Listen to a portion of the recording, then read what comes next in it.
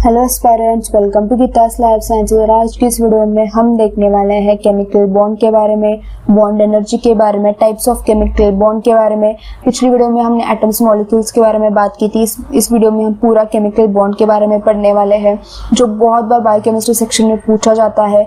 आप कोई भी एग्जाम उठा ले, CSR से लेके, गेट से लेके, CUET PG से लेके, DBT JRF से लेके या IIT JAM से लेके, बार्क से लेके, हर एग्जाम में आपको इससे क्वेश्चन आते ही आते हैं। CSR तो इसमें C सेक्शन से बहुत क्वेश्चन पूछता है, चाहे वो ग्लाइकोलाइसिस में हो, TCA साइकिल में हो, फोटोसिंथेसिस में हो, हर सेक्शन में इससे कोई ना कोई क्वेश्चन घुसाता है।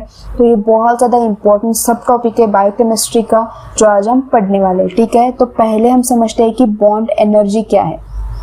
ठीक है, बॉन्ड एनर्जी, बॉन्ड यानी कि एक अट्रैक्शन या एक कनेक्शन, दो एलिमेंट्स या एटम्स के बीच में एनर्जी उस कनेक्शन को तोड़ने के लिए, यानी कि required to break a chemical bond in a gas phase. जो हमें एनर्जी लगती है उसे हम क्या कहते हैं? बॉन्ड एनर्जी कहते हैं। अगर बॉन्ड एनर्जी ज्यादा है तो हम क्या कहेंगे? कि स्ट्रॉन्ग बॉन्ड है। अगर बॉन्ड एनर्जी कम है, यानी कि वो तोड़ने के लिए अगर हमें कम एनर्जी लग रही है, तो हम क्या कहेंगे? वीक बॉन्ड कहेंगे।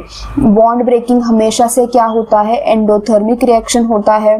फॉर एग्जाम्पल, आपको कोई भी ग्लूकोज 6 फॉस्फेट जो ग्लाइकोलाइसिस को एक इंटरमीडिएट स्टेप देंगे जहाँ पे बॉन्ड ब्रेक हो रहा है, पूछेंगे एंडोथर्मिक है, एक्सोथर्मिक है, CSR में से बहुत सवाल आते हैं। तो ये एंडोथर्मिक रिएक्शन होता है बॉन्ड ब्रेकिंग हमेशा से। ठीक है, जो बॉन्ड्स है वो डिवाइडेड होते हैं कोवैलेंट बॉन्ड में और नॉन कोवैलेंट बॉन्ड या नॉन कोवैलेंट इंटरैक्शंस में। ठीक है, जो कोवैलेंट बॉन्ड होता है वो क्या होता है? शेयरिंग ऑफ इलेक्ट्रॉन, यानी कि दो इलेक्ट्रॉन्स, दो एटम्स में, दो एलिमेंट्स में अगर इलेक्ट्रॉन की शेयरिंग हो रही है तो उसे हम क्या कहेंगे? कोवैलेंट बॉन्ड कहेंगे। और ये सबसे ज्यादा स्ट्रॉन्गेस्ट माना जाता है, यानी कि पूरे यूनिवर्स में कोवैलेंट से ज्यादा स्ट्रॉन्गेस्ट कोई नहीं है। अगर आप देखने जाओगे तो उसकी बॉन्ड एनर्जी कितनी है? 82,110, यानी कि 82,110 किलो कैलोरीज पर मोल तक उसकी बॉन्ड एनर्जी होती है, जो थर्मल एनर्जी से ज्यादा है। थर्मल एनर्जी यानी कि एनर्जी जो हमारे यूनिवर्स में प्रेजेंट है उससे कहीं ज्यादा है, तो उसे तोड़ने के लिए भी उतनी एनर्जी हमें लगती है, हमें एक्स्ट्रा एनर्जी लगानी पड़ती है। सिर्फ थर्मल एनर्जी से ही वो बॉन्ड ब्रेक नहीं होगा। ठीक है, फॉर एग्जाम्पल आप देख सकते हो कि कार्बन सिंगल बॉन्ड में 83 किलो कैलोरी पर मोल तक हमें एनर्जी लगती है उसे ब्रेक करने के लिए।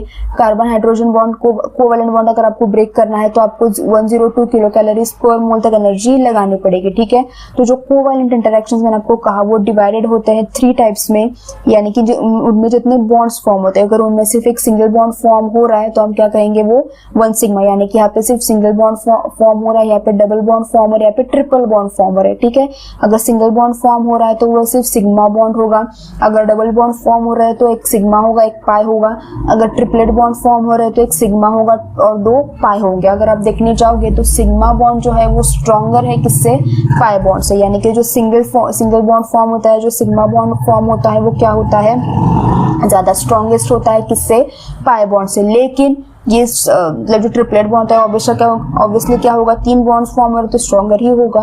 ठीक है, तो अगर आपको ऐसे 3 एटम्स दिए जाए जिसमें सिर्फ एक कोवैलेंट बॉन्ड फॉर्म हो रहा है, जिसमें 2 कोवैलेंट बॉन्ड फॉर्म हो रहे हैं, जिसमें 3 कोवैलेंट बॉन्ड फॉर्म हो रहे हैं। फॉर एग्जांपल यहाँ पे आप देख सकते हो H2, यानी कि हाइड्रोजन में बॉन्ड फॉर्म हो रहे हैं, यानी कि हाइड्रोजन में सिर्फ 2 इलेक्ट्रॉन्स के क्या हो रहा है? आप कह सकते हो कि 2 इलेक्ट्रॉन्स के क्या हो रहे हैं? शेयरिंग हो रहे हैं, तो सिर्फ एक सिग्मा बॉन्ड फॉर्म होगा। यहाँ पे ऑक्सीजन में क्या होता है? 4 इलेक्ट्रॉन्स। कह सकते हैं कि इस ऑक्सीजन के 2 नहीं, इस ऑक्सीजन के 2 करके एक जो बॉन्ड फॉर्म होगा वो क्या होगा? सिग्मा होगा। एक जो होगा वो पाई होगा। और जो ट्रिपल कोवैलेंट बॉन्ड फॉर्म होता है वो नाइट्रोजन में होता है। नाइट्रोजन में हमें पता है कि 3 बॉन्ड्स फॉर्म होते हैं, इसमें से सिर्फ एक सिग्मा होगा, बाकी के 2 पाई होंगे। तो ये जो होता है वो इन दोनों से क्या होगा? स्ट्रॉन्गर होगा। ठीक है, लेकिन एज स्पेसिफिक, एज इंडिविजुअल आप कह सकते हो कि जो सिग्मा बॉन्ड होता है वो क्या होता है? स्ट्रॉन्गर होता है। ठीक है, कोवैलेंट बॉन्ड क्या करता है? एक स्पेसिफिक मॉलिक्यूलर शेप देता है। मॉलिक्यूलर शेप, एक कंपाउंड को अगर ऐसा ही मॉलिक्यूलर शेप मिल रहा है तो किसकी वजह से मिल रहा है? उसके कोवैलेंट बॉन्ड की वजह से मिल रहा है। आप देख सकते हो जो वो H2O का जो बेंड शेप होता है, यानी कि यहाँ पे हाइड्रोजन ऑक्सीजन ऐसा जो स्ट्रक्चर फॉर्म होता है, किसकी वजह से फॉर्म होता है? उसके कोवैलेंट बॉन्ड की वजह से ही फॉर्म होता है। अगर आपको कहीं पर भी पूछा जाए कि जो स्पेसिफिक मॉलिक्यूलर शेप्स फॉर्म होते हैं वो किसकी वजह से होते हैं, उसमें फॉर्म होने वाले कोवैलेंट बॉन्ड की वजह से होते हैं। ठीक है, या डायरेक्शनल है। डायरेक्शनल क्यों है? क्योंकि इसमें पोलैरिटी है। पोलैरिटी आप सबको पता है।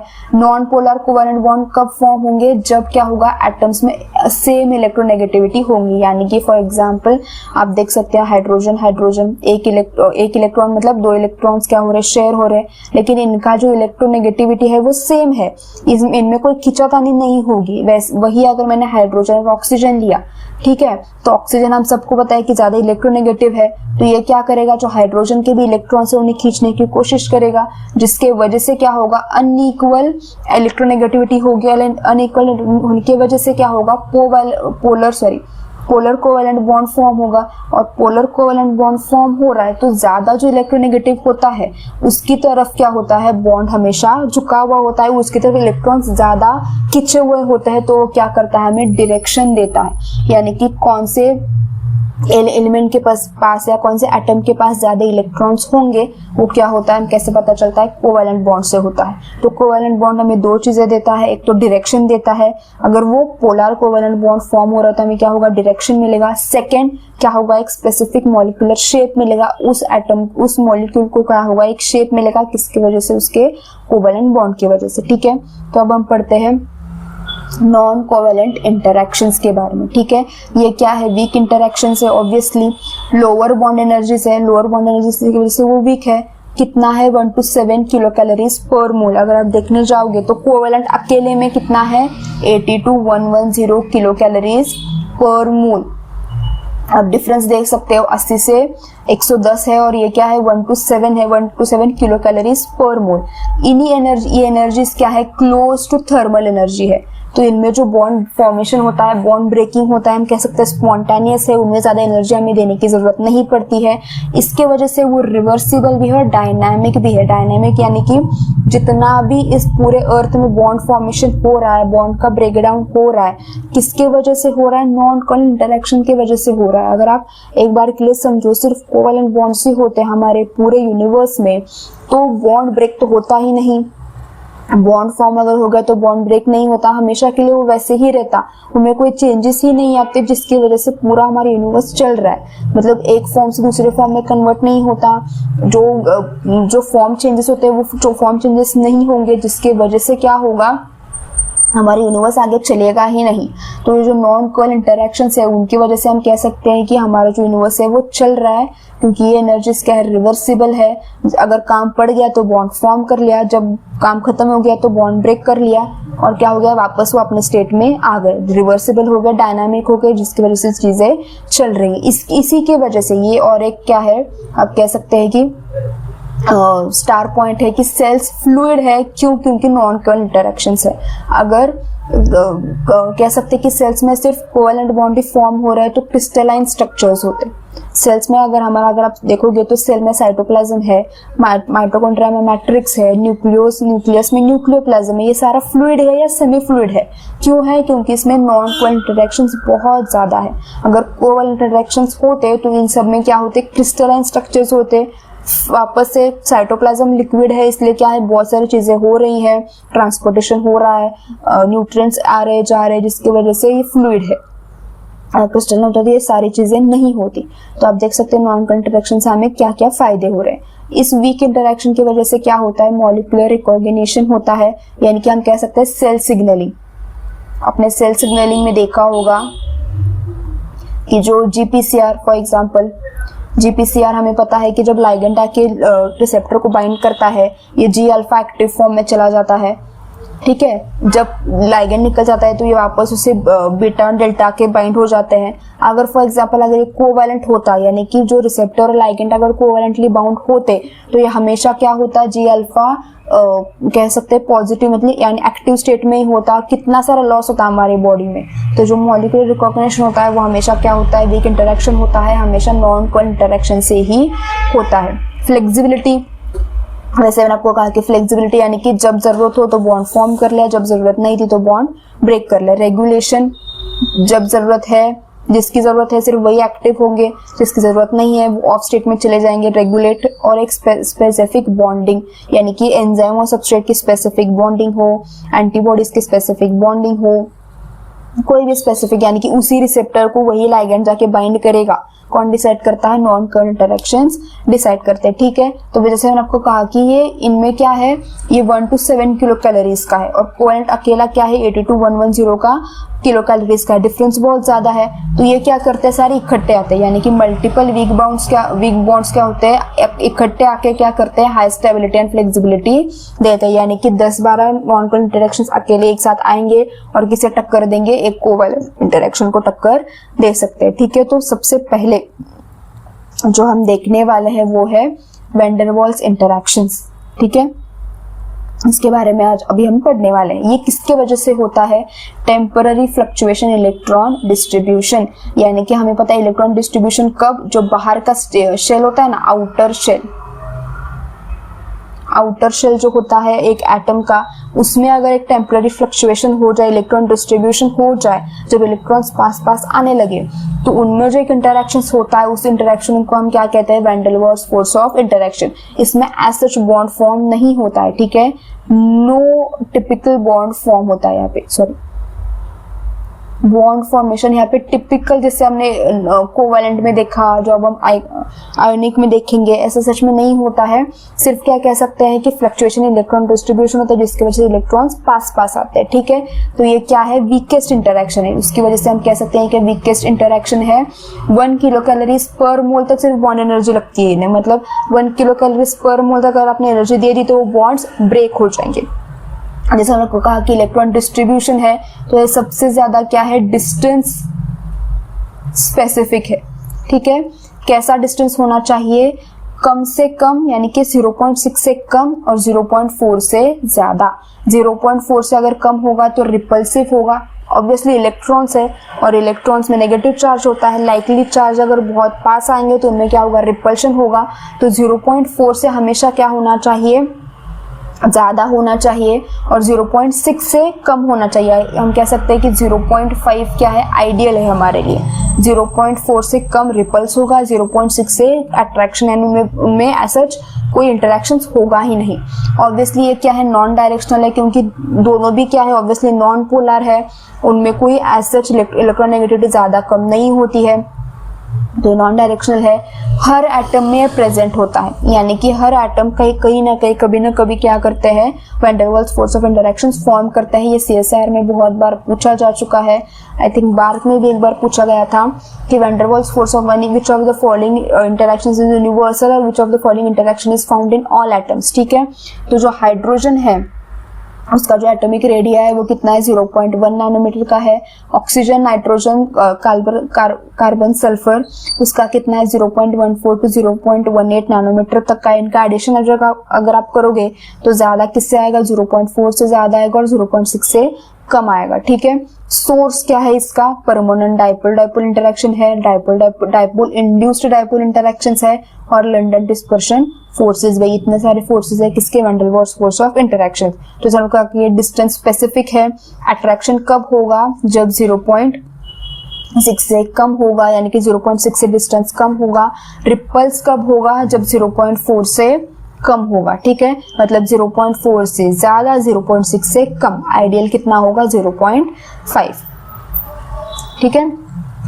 उसी के बारे में यहाँ पे कहा है। ऑप्टिमल डिस्टेंस कितना होना, ऑप्टिमल डिस्टेंस यानी कि 0.5, लगभग 0.5, उसे हम क्या कहते हैं, van der Waals constant distance कहते हैं, ठीक है। तो ये किसने खोज निकाला, जैसे हमको कहा कि 0.6 से कम होना चाहिए, 0.4 से ज्यादा होना चाहिए।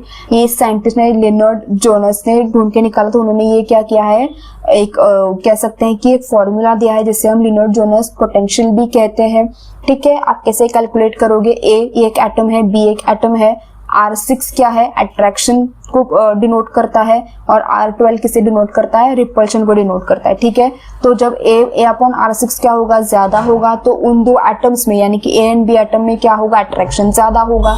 जब B अपॉन R12 क्या होगा, ज्यादा होगा, तो हम कहेंगे कि A और B में रिपल्शन ज्यादा होगा, ठीक है। तो ये आपको याद रखना है, आपको इससे क्वेश्चंस आते ही आते हैं, ठीक है। तो इसका इंपॉर्टेंस क्या है, van der Waals force of interaction हमारे यूनिवर्स में क्यों है, क्योंकि कहाँ पे मिलता है, ये प्रोटीन के टाइट पैकेजिंग में। आपको पता होगा अगर जो प्रोटीन का कोर है वो क्या होता है, हाइड्रोफोबिक होता है, ठीक है। तो हाइड्रोफोबिक, इनमें कोई अट्रैक्शन नहीं होता, रिपल्शन नहीं होता, तो इनमें क्या होगा, van der Waals force interactions होंगे जो क्या करेंगे, उन्हें इकट्ठे रखने में हेल्प करेंगे। जैसे आपको कहा कि एंजाइम एंड सबस्ट्रेट की बाइंडिंग में, एंटीबॉडी के बाइंडिंग में आपको क्या हेल्प करेगा, हाइड्रोफोबिक हेल्प करता ही करता है, ठीक है। उसके बाद आयोनिक इंटरेक्शंस, हमारा जो है इलेक्ट्रोस्टैटिक इंटरेक्शंस जो है क्या होता है, अट्रैक्शन होता है चार्ज्ड एटम्स में, यानी कि पॉजिटिव एंड नेगेटिव अगर कोई चार्ज है तो अगर उनमें कोई बॉन्ड फॉर्म हो रहा है तो उसे हम क्या कहेंगे, आयोनिक या इलेक्ट्रोस्टैटिक इंटरेक्शंस कहेंगे। ये स्ट्रॉन्ग कब होते हैं, क्रिस्टलाइन स्ट्रक्चर में, यानी कि आप देखोगे जो शुगर के क्यूब्स होते हैं, जो हमारे घर में शक्कर है, जो वो क्यूब फॉर्म में होते हैं, तो क्या होता है, उनमें बॉन्डिंग स्ट्रॉन्ग होती है, उन्हें पिघलाना इतना आसान नहीं है, ठीक है। अगर आप उसे हीट नहीं कर रहे, उसे पानी में नहीं घोल रहे, जब उसे आप पानी में घोलते हैं, एक्वियस फॉर्म में लाते हैं, तो क्या होगा, उसका बॉन्ड ब्रेक हो जाएगा, बॉन्ड वीक हो जाएगा। क्यों बॉन्ड वीक हो जाएगा, क्योंकि वाटर के पास क्या है, हाई डाइलेक्ट्रिक कांस्टेंट है, जो क्या करेगा, इंटरफियर करेगा इनके बॉन्ड्स में और इनके बॉन्ड को क्या करेगा, ब्रेक कर देगा, ठीक है। अब जैसे हमको कहा था कि कोवैलेंट इंटरेक्शंस क्या करते हैं, एक शेप देते हैं, एक स्पेसिफिक शेप देते हैं उस कह सकते हैं एटम को, उस मॉलिक्यूल को। लेकिन जो आयनिक बॉन्ड्स होते हैं, आयनिक बॉन्ड्स का स्पेसिफिक फिक्स्ड या स्पेसिफिक ज्योमेट्रिकल ओरिएंटेशन नहीं होता है। क्यों नहीं होता है, क्योंकि जो इलेक्ट्रोस्टैटिक फील्ड होती है, इलेक्ट्रोस्टैटिक फील्ड जो हम कहते हैं ना, एक चार्जेस, एक पॉजिटिव नेगेटिव चार्ज अराउंड एक आयन के जो तैयार होता है, वो क्या होता है, अपोजिट चार्ज होता है और यूनिफॉर्म होता है इन ऑल डायरेक्शन, मतलब हर डायरेक्शन में क्या होता है, वो यूनिफॉर्म होता है। तो एज सच आप कह सकते हैं कि कोई मतलब कोई शेप नहीं होता है, वो कोई भी शेप फॉर्म कर सकता है, ठीक है। उसके बाद हमारा नेक्स्ट है बॉन्ड एनर्जी। बॉन्ड एनर्जी किसकी, आयोनिक बॉन्ड्स की। जब वो वाटर में होता है, ठीक है, उसका कितना होता है, 3 to 7 किलो कैलोरीज पर मोल तक, ठीक है। ये सेंसिटिव किससे है, पीएच के लिए, सॉल्ट कॉन्सेंट्रेशन के लिए, ठीक है। अगर आप पीएच चेंज करोगे तो ये बॉन्ड एनर्जी कम ज्यादा हो सकती है। सॉल्ट, अगर आप सॉल्ट कॉन्सेंट्रेशन ज्यादा कम ज्यादा करोगे, अगर आप बोरिंग का वाटर लोगे, आप मतलब जो होता है ना, कॉर्पोरेशन का पानी अलग होता है, बोरिंग का पानी अलग होता है। बोरिंग के पानी में आप कह सकते हैं सॉल्ट कॉन्सेंट्रेशन ज्यादा होता है, तो अगर आप वहां पे शक्कर को, उसमें अगर आप शक्कर मिक्स कर रहे हैं आप, या कॉर्पोरेशन का पानी जो हमारा कह सकते हैं ना कि आरओ का पानी होता है, अगर आप उसमें मिक्स कर रहे हैं तो आप चेंजेस आ सकते हैं, ठीक है। एनर्जी ऑफ हाइड्रेशन, यहाँ पे मैंने लिखा है एनर्जी ऑफ हाइड्रेशन, यानी कि बॉन्ड ब्रेक करने के लिए लगता है डिसॉल्व कंपोनेंट, ठीक है। एनर्जी ऑफ हाइड्रेशन यानी कि ऐसी एनर्जी लगती है जो किसी मतलब वाटर की ऐसी एनर्जी जो एक बॉन्ड, एक एटम के बॉन्ड को ब्रेक करेगी, सॉरी एटम बोल रहे, एलिमेंट के, एलिमेंट्स में जो बॉन्ड फॉर्म है उसके बॉन्ड्स को ब्रेक करेगी और क्या करेगी, उसे वाटर में डिसॉल्व करने में हेल्प करेगी। वाटर मॉलिक्यूल क्या करते हैं, जैसे आपको कहा था कि सराउंड करते हैं किससे, आयंस को वो क्या करते हैं, सराउंड करते हैं और रिड्यूस क्या करते हैं, इलेक्ट्रोस्टैटिक अट्रैक्शन। हमको कहा था कि इलेक्ट्रोस्टैटिक अट्रैक्शन होता है एक पॉजिटिव में, एक नेगेटिव, सॉरी एक मिनट, फॉर एग्जाम्पल यहाँ पे क्या है, पॉजिटिव है, यहाँ पे क्या है, नेगेटिव है। इन लोगों में क्या है, अट्रैक्शन है। पानी ने क्या कर दिया, इससे थोड़ा सा क्या कर दिया, ब्रेक कर दिया। इनमें जो एक इलेक्ट्रोस्टैटिक इंटरेक्शन फॉर्म हो रहा था उसे उन्हें क्या कर दिया, ब्रेक कर दिया, जिसकी वजह से इलेक्ट्रोस्टैटिक इंटरेक्शन कम हुआ और वो क्या होंगे, अलग हो जाएंगे, पॉजिटिव अलग, नेगेटिव अलग, उसे हम क्या कहते हैं, वाटर में डिसॉल्व हो गया, ठीक है। सॉल्ट ब्रिज इन प्रोटीन्स, आपने देखा होगा प्रोटीन्स में, यानी कि टर्जरी स्ट्रक्चर में वगैरह सॉल्ट ब्रिज फॉर्म होते हैं। एंजाइम सच इंटरेक्शंस में जो बॉन्ड फॉर्म होते हैं उसे हम क्या कहते हैं, आयोनिक बॉन्ड कहते हैं। उसके बाद आता है हमारा हाइड्रोजन बॉन्ड, ठीक है। हाइड्रोजन बॉन्ड क्या है, कोवैलेंटली अटैच्ड होता है किससे, नाइट्रोजन को, ऑक्सीजन को और फ्लोरीन को। यानी कि हाइड्रोजन बॉन्ड जब कोवैलेंटली अटैच्ड होता है किससे, नाइट्रोजन को, ऑक्सीजन को और फ्लोरीन को, और उसके साथ वो एक इलेक्ट्रोनेगेटिव एटम के साथ बंधा हुआ होता है, तो उसे हम क्या कहते हैं, हाइड्रोजन बॉन्ड। फॉर एग्जांपल आप लिख सकते हो हाइड्रोजन बॉन्ड, यहाँ पे ये हाइड्रोजन है, ठीक है, यहाँ पे, ठीक है, यहाँ पे हम कह सकते हैं कि जो डोनर है वो क्या है, ये बाकी के एटम से, और जो एक्सेप्टर है वो क्या है, हमारा नाइट्रोजन, ऑक्सीजन, फ्लोरीन, ठीक है। जैसे आपका कि हाइड्रोजन है, यहाँ पे आपका नाइट्रोजन, ऑक्सीजन, फ्लोरीन कोई आ सकता है, यहाँ पे आपको कोई और एलिमेंट आ सकता है, यहाँ पे ई लिख देते हैं। इन सबको आप क्या कहोगे, हाइड्रोजन बॉन्ड। इन दोनों में जो बॉन्ड फॉर्म हो रहे उसे आप क्या कहोगे, हाइड्रोजन बॉन्ड कहोगे, ठीक है। इसके लिए बॉन्ड एनर्जी, ये बॉन्ड ब्रेक होने में आपको एनर्जी कितनी लगेगी, 1 to 7 किलो कैलोरीज पर मोल लगेगी। ये स्ट्रॉन्गर है किससे, वैन डेर वाल्स फोर्स से, वीकर किससे है, आयोनिक बॉन्ड से और कोवैलेंट बॉन्ड से। ठीक है, ये क्या होता है, इलेक्ट्रोनेगेटिव डोनर भी हो सकता है, एक्सेप्टर भी हो सकता है। एक्सेप्टर के पास क्या होगा, एक नॉन बॉन्डिंग इलेक्ट्रॉन प्रेजेंट होना चाहिए। ठीक है, ऑब्वियसली ये क्या होगा, कोवैलेंट बॉन्ड और पोलर बॉन्ड दोनों भी होगा।